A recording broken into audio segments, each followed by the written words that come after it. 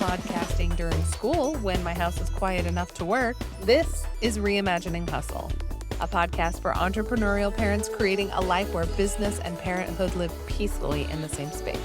I'm your host, Roxanne Merkett, a mom of two, micro-business coach, and serial entrepreneur on a journey to prove that it is possible to do what you love without sacrificing all your precious time.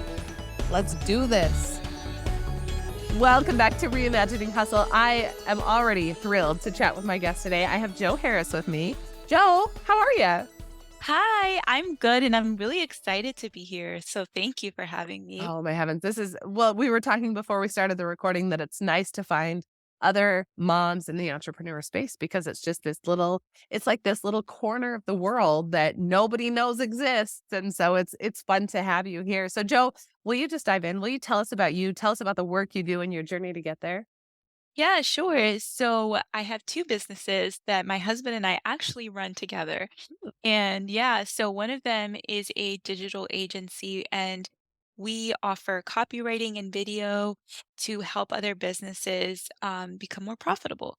And our second business is a course business where we help other service providers like freelancers, virtual assistants to grow their business online. And we actually have a copywriting course that teaches them our process that we use in our agency. So that's a little bit about what I do.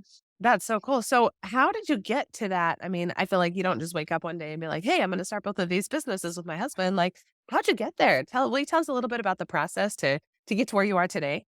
Yeah, so it really started when I got pregnant and I realized that I really, really wanted to be at home with my family. And I didn't want to put them in daycare and to go work at a job. That just was not my vision for my life and my family. So I started looking for ways to work from home. And it wasn't rosy. My start wasn't that rosy.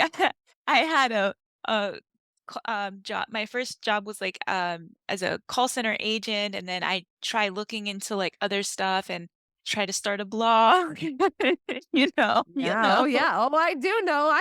I know this very well. Right. So then looked into freelance writing because I had a background as a writer and in marketing. So I was doing that and I was doing like some virtual assistant work, social media marketing, and it was okay. I liked it, but it wasn't paying that great, if I'm honest. So I found myself working a lot and I'm like, this defeats the purpose. Right. Yes. So then I came across copywriting and I was really intrigued because it was like everything that I love to do, writing, marketing, it was perfect. And it paid really well. So that was really intriguing to me. And so I taught myself everything I could about copywriting and I made the transition into copywriting. So I had, sold my first copywriting package and I made a full-time worth of income just working part-time for that one project that month. And I was like, "Sweet." Yeah, Like, I found it. I found my thing. I found Yes. my niche.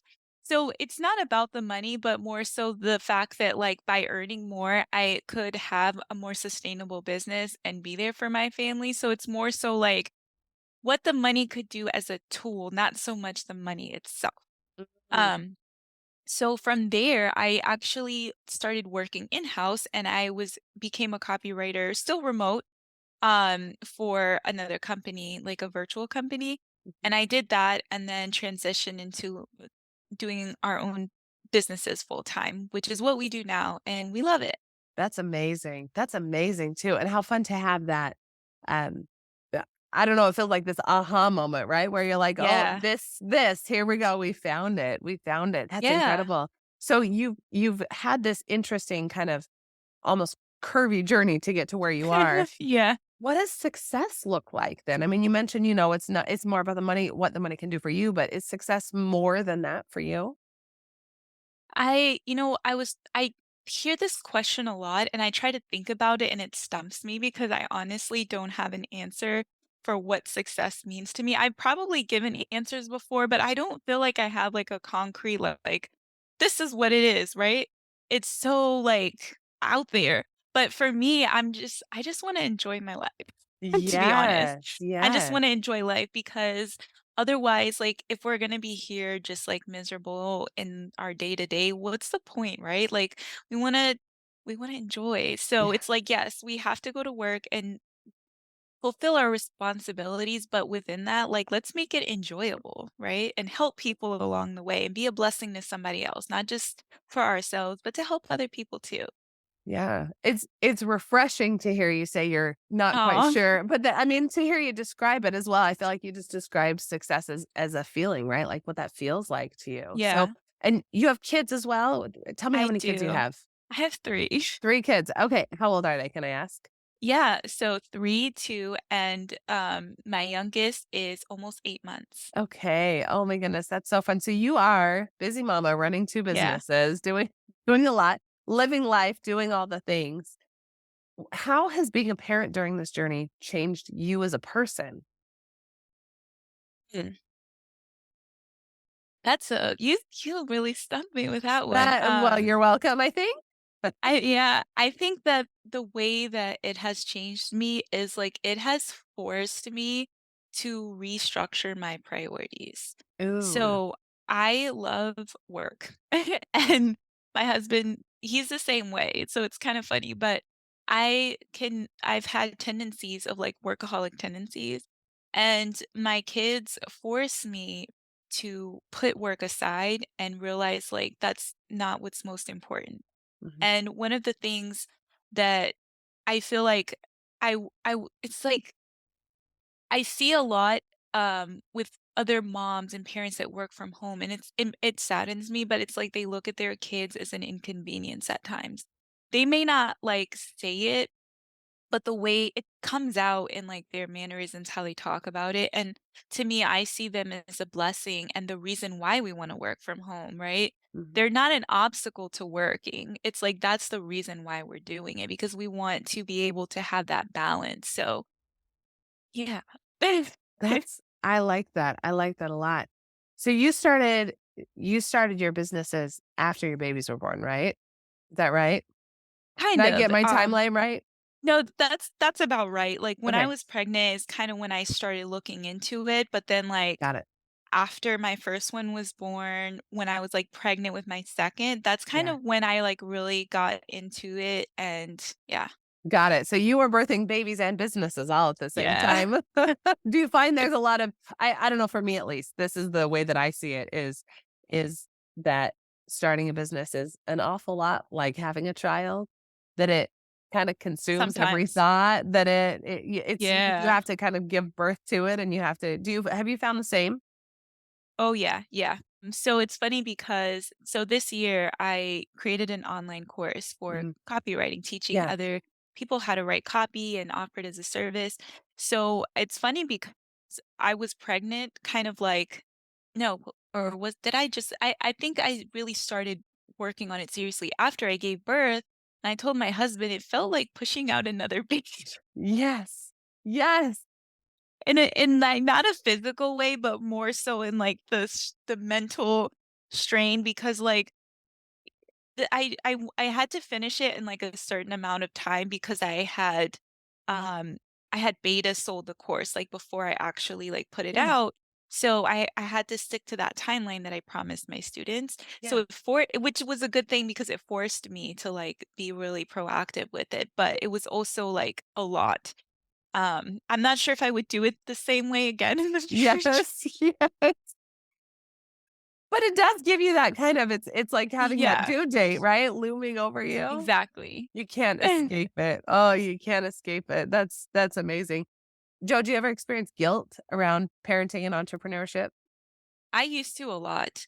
I used to a lot, honestly, and then I got to a place where it was kind of recently, and I had this, like, mind shift where I realized that the work that we do is really important, and I think that the guilt comes because we look at the business as a hobby, so we think that, "Oh, we have this hobby, this thing we love, and we're putting it above our family or, sharing this time that should be all for our kids, and that's the problem, it's not a hobby. And it depends, like, your purpose, right? That it really depends, but for me, like, it's not just a hobby. So, when I realized how important it is, the work that I'm doing, that it's really actually helping my family and helping other people, that really helped kind of scale back that feeling of guilt. And also like just making sure that like I make time for my kids and don't get consumed in the business. Mm. I feel like that clip right there is the clip that I'm gonna request everybody get. You're gonna play that on repeat. That's gonna be the thing you listen to in the morning, the thing you listen to before you go to bed at night, that what you do is important and it's significant. So It thank you. Wow. is. Wow. Thank you for that. What do you wish people knew about being a parent and an entrepreneur simultaneously? I think kind of going back to something I mentioned earlier, which I feel a little bit passionate about, which is that it is hard, but, like, just remembering that your kids are a blessing, they're not an inconvenience, and I wish people would stop looking at their kids as an inconvenience. It makes me sad, it makes me wanna cry sometimes, Yes. and, yes, there's times when I feel overwhelmed or maybe I get frustrated that I got interrupted, but deep down in my heart, I know that my kids are so important, and, they are truly blessings, and we are so fortunate to have them in our lives, you Mhm. know? So I just wish that people would like know that and just like really take time to let that sink in and stop being so angry at their kids and frustrated or feeling like if their kids would just leave them alone, they could get more done. Stop it. Stop. Yes, yes. Do you have I want you to pretend for a minute that you're talking to somebody in that mindset who's like, "Oh, Yeah. my kids, my kids, my kids." What would be the first thing you would suggest they do? How would somebody shift out of that? Because you do, I can see it. I can see the passion in your eyes and your, in your mannerisms as you're talking about it. And I told you I was going to say that this is an audio podcast, right? So the people listening don't get to see that passion. I'm sure they can hear it in your voice, though. What would you suggest they do to begin? I mean, because you can't just shift a mindset in a moment, right? I mean, it's impossible, but it is this transition that has to happen. What would be that first pivot you would suggest they make to get there? To be honest, I don't know if I have an answer to that. Okay. For me, personally, like my faith in God is like a huge part of my life. So I feel like that's where it came from for me. Mhm, Just realizing in the context of my faith that like, this is a God-given responsibility that I have and I need to treasure it. mhm, If I was to give advice to someone else, maybe I would suggest that they just start by rearranging their schedule mm, and do things in a way that helps them be less frustrated because some things it's because of poor planning and that's what I realized for myself, right? I started to think about like, okay, those moments when I feel frustrated and overwhelmed, like why is it? And I realized it's because I was trying to multitask. I was trying to focus on something intently while I'm with my kids, and that probably wasn't the best time. It actually happened earlier today. So mhm, I know that about myself. And so that kind of helped me realize, like, okay, maybe to avoid being frustrated and lashing out at anyone or, just getting annoyed, why don't I just do this when they're asleep or when, I have help or something like that? And that way I can give them attention and then I can focus on my other thing and, there's no conflict. So mhm, I think like learn yourself. Learn it. What is it that makes you feel so frustrated? Maybe it's just poor planning. Maybe it's like you're so passionate about working on your business that you want to work on it all the time. You don't have balance and you're not setting boundaries. And that's why you're frustrated because like you're doing things at the wrong time. So, mm, mhm. I like that. I like that suggestion. I also have heard, and I do this with my kids as well, just quality time with them, right? The kids they yeah. don't need hours and hours and hours, but they do need Yeah. short bits of quality time. And just Yeah. to see, I feel like to see your kids as humans, as their own people, especially, I mean, Yeah. I know your kids are probably just like at the very tip of this. My kids are a little bit older than yours, and I find it's so fun to learn who they are, like to see their personality shine through. And that for It me, that is. shift has also really helped as well, right? To see like to discover them as their own people instead of who I have always thought that they were. To see them as their own people, I think is another way that you can see them as a blessing and not I as an like that. inconvenient. Yeah, I like Yeah. that a I lot. like that. So, Joe, I want to ask you a question about the name of this podcast, and you already alluded to this a little bit. It's funny when you were speaking of how you like this, hustle culture, really, right? Like I'm the same way. So when I Yeah. started my business, I was not a parent, and I super bought into all of it: the bro marketing, the hustle culture, the go go go, work hard, no sleep is a badge of honor, all that nonsense. I bought into it all. felt real good to me. It made sense to me. And then I became a parent and my whole world Mhm. changed. And I knew instantly that that path that I was on was not sustainable. And so I've been on this quest to reimagine hustle since then. And you described that as well a few minutes ago when I asked you about it. You described that, you like that hustle culture a little bit, but I feel like you've also figured out what hustle looks like to you now. So how do Mhm. you reimagine this idea of hustle as a parent? Yeah, that's a really good question. I think that I love what you said, that word sustainable, because that's something that I've been thinking about recently is like having a business that is sustainable, right? Um, and so I've been talking with my husband a lot about that. So I think reimagining hustle means a lot more delegating. Like this whole like solopreneur thing is not for me. And I think that it has its place. Mhm. But because of the nature of my life and I have kids and all of that, like, it's just not gonna work for the way that, like, we wanna grow our business. Now, if you have, like, a side hustle, right, like, you can do it.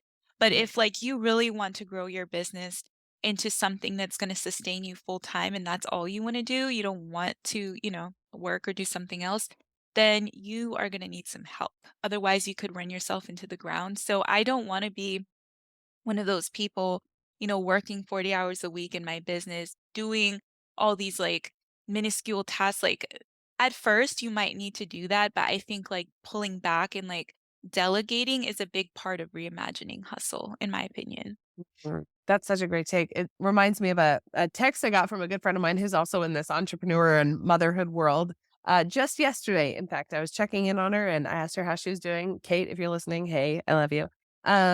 But she said that she hired an assistant and it was changing everything for her. So I love that delegation is the way to reimagine that. That's fantastic. Joe, you are wonderful and Oh, bringing so much just wisdom and goodness, and I appreciate you so much. Will you give us a 30-second pep talk for other moms on this entrepreneur journey? yeah. There's so much that I could say, but I guess, wow, where do I even start? I would say, first of all, remember that the work that you do is important. So stop feeling guilty, but also have balance and stop looking at your kids as an inconvenience, right? And so maybe some of that guilt comes because of how you are towards your kids, because you are seeing them as an inconvenience. You're not spending that quality time. So if you have that balance, you won't feel guilty. Everybody's happy. And again, what you're doing is important. You're helping your family, but just be intentional, make a plan, be there for your kids. Yeah. Wonderful. Hey, it's a great pep talk. I love it. I appreciate it so much. Yeah. Tell us, where can we find you online? We tell us about the course. Tell us about all the like. Where can we get you? Yeah. So the first place to go is my website, which is thevirtualmama.com. And that's MAMA. I know people spell it differently, so Yeah, emphasize that. The MAMA virtual is how I mama. spell it too. I like it. Yeah. Yeah. Okay. So if you go there, you'll find all the resources. I have a blog and I share a lot about how to work from home. I share a lot of resources and I'm one of those overshares that doesn't just like give you like that fluffy stuff that you find everywhere else, but I give you the juicy stuff that I actually like that works for me so that you can, get help too. And I do have a course called Copyland, and that's where you can learn how to write copy to become a copywriter and offer it as a service. So you can find me there. There's tons of free resources, and I'm very active on Instagram as of late. So you can find me at the virtual mama, and I'm very friendly. So feel free to say hi. And I love making funny reels. I'm gonna have to check them out, and we'll make sure that we link everything in the show notes. Joe, this has been just fantastic. Thank you for the gift of your time. Thank you for Oh, sharing your thank wisdom you. with us and your expertise as well. Make sure that you go check out Joe at thevirtualmama.com. And like I said, we'll make sure everything is linked in the show notes. This has been a treat. Thank you so much. Oh, thank you for having me. Yeah. Thanks for listening to Reimagining Hustle with Roxanne Merkett. If you like the show and want more, check out reimagininghustle.com and please leave a review wherever you get your podcasts. We'll be back next week with another episode. See you soon.